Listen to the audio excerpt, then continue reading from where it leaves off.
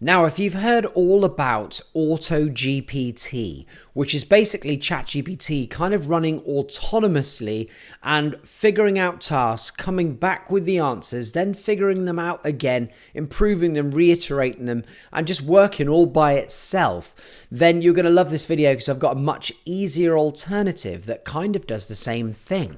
So here we are looking at the news right now, and you can just see what it's all about. It's AutoGPT this, AutoGPT that. It's all over the place. It's talking about how scary it is. There you go, look at that. If you thought ChatGPT was a bit scary, wait till you hear about AutoGPT. And I will do another video on how to use AutoGPT, but for the average person, you're probably not going to use AutoGPT because it's a real pain to set up. I mean, for example, I found this article just here that showed you how to do it. So first of all, you've got to start installing code systems onto your computer like Python. Then you've got to get your OpenAI API keys. That's the easy bit. Then you've got to have Git installed on your computer, which, you know, I'm not really sure how to do, but then you've got to open the terminal, install it and stuff like that. Things that are really easy for programmers and coders and people who are very proficient at this stuff, but the average person is just going to be like, this is too much. And then basically you run AutoGPT, you've got to do it in a certain way and so on. So what I found was in my own ChatGPT group, which you are welcome to join for free, by the way, this lady here, Gab, said, have you tried Agent GPT instead of AutoGPT? I'm interested to know if anyone has given it a try. So if you want a link to what I'm about to show you and to join this free group, it is underneath this video. Go and see Gab's post and give it a like and let her know if you try it out, put it underneath. It would be great to hear from you. Here it is. So here is Agent GPT. It's a browser-friendly, kind of readily installed, done-for-you thing that is a great alternative to AutoGPT. So what do you actually need to do this? So it did say that you have to go and get yourself an API key from OpenAI. This is free. So go and sign up for an OpenAI account, like a basic account.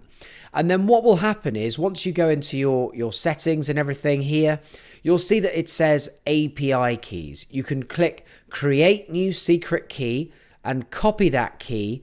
And now you're ready to paste that into Agent GPT and get it going. But one thing I wanted to say, by the way, is when you open your first OpenAI account, you get $18 of free credit. And I've had mine for quite some time now, months, and I've used it for all sorts of different things in its playground, which you might be familiar with. But I thought I'll just see if I've actually been billed anything yet, because surely by now, but nothing. No invoices found. So it's so cheap to use this service and all these amazing things with OpenAI. So anyway, I've got my secret key. When you're in Agent GPT, all you do is go to settings just here, and then there's a nice space for you to just paste that in and then just click save. And now this is a sort of fully operational, ready to go, browser friendly AutoGPT alternative. And what it says there right at the top actually is assemble, configure and deploy autonomous AI agents in your browser. And that's kind of what you're doing here is you're setting up an agent, a kind of assistant, if you like, a little mini robot, and then you're telling it what your goal is. And now its job is to just figure out how to do that, collect any information, work things out, and come back to you with the answers to your question, your goal. So what I'm going to do just for fun here is I'm just going to type in footballers as my name of my agent. And what I want to know is, I want to know this. Let me just type this in using my voice on dictation for those of you who've asked how I do this. Tell me the top 10 highest paid footballers in the Premier League in the UK in the year 2020. There we go. So let's just see. Now, the reason I've picked up to 2020 is because the data that it's currently using here will only go up to October of 2021. And then we just click deploy agent, and then it shows you exactly what it's thinking and how it's working this out. So First of all, it's saying scrape the data on Premier League footballers, extract the salary information for each footballer, sort footballers by salary, and then here it goes. So Kevin De Bruyne, £385,000 a week. Not bad, not bad. Mesut Ozil, David De Gea is $350,000 a week. Raheem Sterling, look at all these guys. Harry Kane is only on $200,000 a week there. I think he'll probably get more than that now. And then it's sorting them by salary in descending order, and then presenting only the top 10 highest paid footballers. And then it's just going through like this again and again.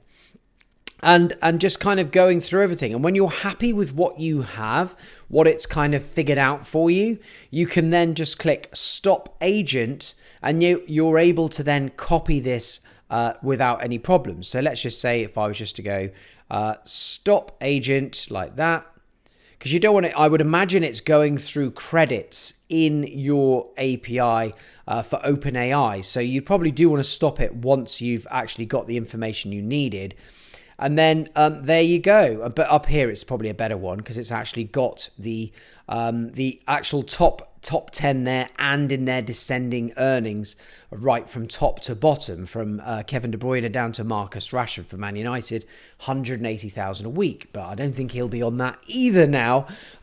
If he gets a new contract, it'd probably be more like $400,000 a week. So good stuff. So I think this is quite a good alternative. They have more information there if you want to find out how it works. It says this platform is currently in beta. We're currently working on a long-term memory, true web browsing, and that is one benefit of AutoGPT, is it will literally go to the live web and do a Google search and then collect that information, whereas this is seemingly kind of working within the data that it already has. And then interaction with websites and people, whatever that means. And then you can go and follow these guys on any of those different channels just there. But I think this will come on really, really quickly. I think there's 4 or 5 of them developing this, and it just might be a little bit easier than using AutoGPT for you, because it is quite complicated setup. I will do another video on exactly how to set up AutoGPT, and we'll do a full demo of that as well, because it's just so popular right now. It is the #1 most installed thing on GitHub. So it must be pretty good. And as you've seen, there's loads of news about it too. But please do go ahead and click the link and come and visit this post here in my free ChatGPT community. We've got nearly, like I say, 4,000 people now are joined, and we're all borderline obsessed with AI and ChatGPT. And maybe you are too, and you want to learn how it can help you as an individual, and also maybe from a business perspective as well. I'd love to see you in there. All right, that's it for today. Thanks ever so much for watching, and I'll see you in the next video.